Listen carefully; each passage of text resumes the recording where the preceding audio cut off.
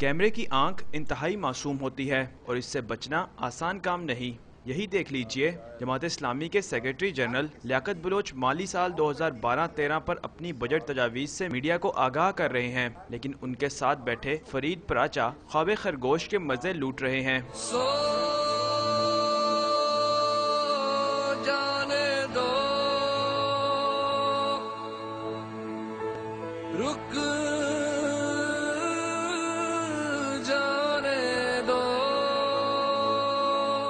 جماعت اسلامی کے عہدیداران نے عوامی خدمت کے لیے پیش کی گئی 30 تجاویز تیار کرنے میں دن رات ایک کر دیا ہوگا، لیکن فرید پراچا کی نیند نے ان کی اس کاوش کا کوئی اچھا تاثر نہیں دیا۔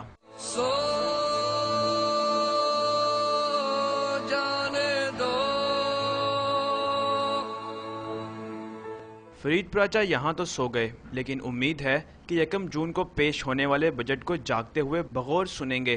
کیمرامین ذیشان یوسف کے ساتھ ابراہیم بادیس، ڈان نیوز، لاہور۔